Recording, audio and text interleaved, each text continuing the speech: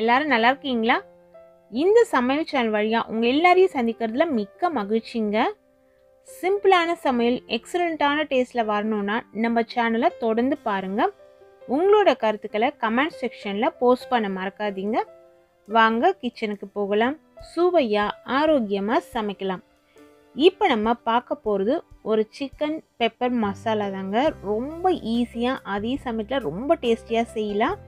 இது செய்யறதுக்கு ஒரு கடாயில் நல்லெண்ணெய் சேர்த்துக்கிறேன்.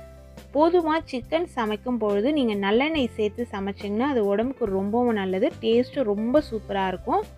ஒரு 2 டேபிள் ஸ்பூன் அளவுக்கு எண்ணெய் சேர்த்துட்டு அதில் பட்டை, கிராம்பு, கல்பாசி. பட்டை பெரிய துண்டாக இருந்ததுன்னா 2, சின்ன துண்டாக இருந்ததுன்னா நான் எடுத்திருக்கேன் இந்த அளவு 4 கிராம்பு, 4-5 துண்டு கல்பாசி சேர்த்துட்டு 2 டேபிள் ஸ்பூன் அளவுக்கு மிளகு சேர்த்துடலாம். இதெல்லாம் சேர்க்கும் பொழுது தீயை நல்லா ஃபுல்லாக குறைச்சி வச்சுருங்க. நல்லா அப்படியே மிளகு அந்த வாசனை வரும், வெடிக்கும். அந்த சமயத்தில் 1 டேபிள் ஸ்பூன் அளவுக்கு சோம்பு இதிலேயே சேர்த்துருங்க. 3/4 டேபிள் ஸ்பூன் அளவுக்கு ஜீரகம் இதிலேயே சேர்த்துடலாம். சேர்த்துட்டு நல்லா கலந்து விட்டுடலாம். கருகாமல் பார்த்துக்கோங்க. அந்த வாசனை நமக்கு நல்லா கிடைக்கணும். இது போல் நல்லா வறுபட்ட பிறகு இது எல்லாத்தையும் தனியாக எடுத்து வச்சிடலாம்.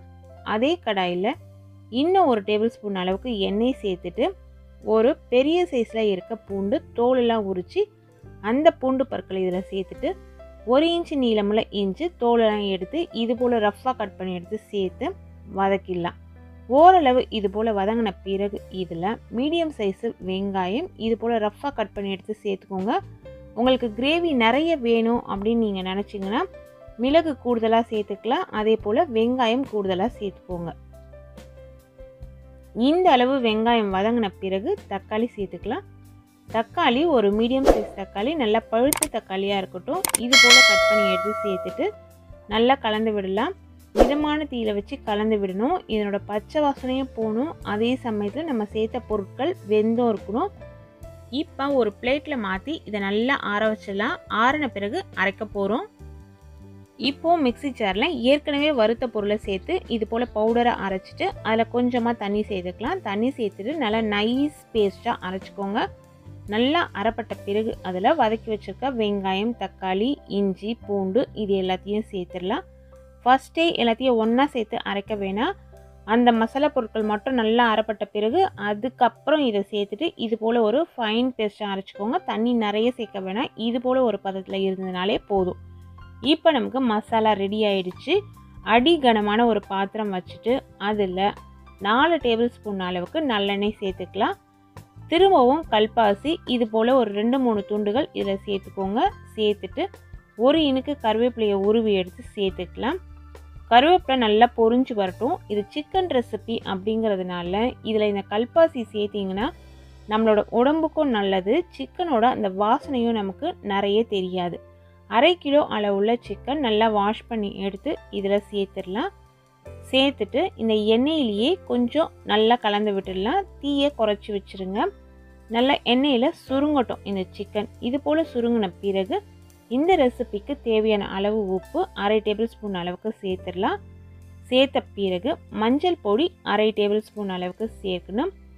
இதற்கு பிறகு இதில் நல்லா கலந்து விடுறோம். நம்ம இந்த மஞ்சள் பொடி எண்ணெயோடு சேர்ந்து நல்லா கலந்து வரும் பொழுது மஞ்சளோட கலர் நல்லா நமக்கு எடுத்து கொடுக்கும். நல்லா கலந்து விட்டு சிக்கனும் ஓரளவு நல்லா சுருங்கி வரணும்.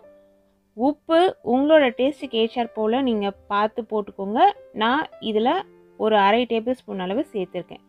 இப்போது தட்டு போட்டு மூடி இதை அப்படியே ஒரு 5 நிமிஷத்துக்கு லோ ஃப்ளேமில் வச்சிடலாம்.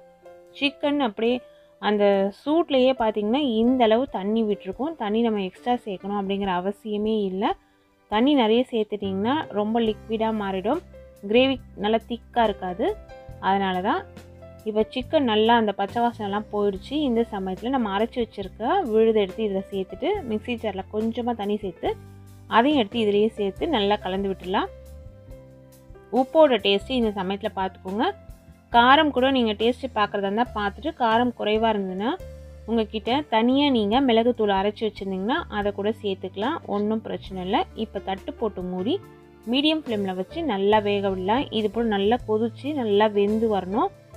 கிரேவி உங்களுக்கு எந்த அளவு திக்காக வேணும் அப்படின்றதுக்கு ஏற்றாற் போல் நீங்கள் டைமை கால்குலேட் பண்ணி சுவிட்ச் ஆஃப் பண்ணிக்கலாம். நான் நல்லா இன்னும் கொஞ்சம் திக்காக வரட்டும் அப்படிங்கிறதுக்காக இன்னும் நல்லா இதை சுருங்க விடுறேன். திரும்பவும் தட்டு போட்டு மூடி இந்தளவு நல்லா நமக்கு சுருங்கி வரணும். மேலே எண்ணெயெல்லாம் நல்லா பிரிஞ்சு வரணும்.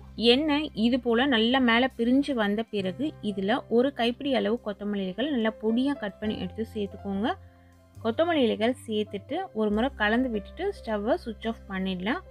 இந்த அளவு கிரேவி நமக்கு இருந்ததுன்னா போதும் அப்படின்னு நினச்சிங்கன்னா சுவிட்ச் ஆஃப் பண்ணிவிடுங்க. நீங்கள் அப்படி இல்லைனா கொத்தமல்லி இலைகள் சேர்க்கறதுக்கு முன்னாடியே இன்னும் கொஞ்சம் நல்லா சுருங்க விட்டு ட்ரையாக ஆகிற வரைக்கும் வெயிட் பண்ணிவிட்டு அதுக்கப்புறம் கொத்தமல்லி இலைகள் சேர்த்து கலந்து விட்டுட்டு சர்விங் பவுலில் சேஞ்ச் பண்ணிவிடுங்க.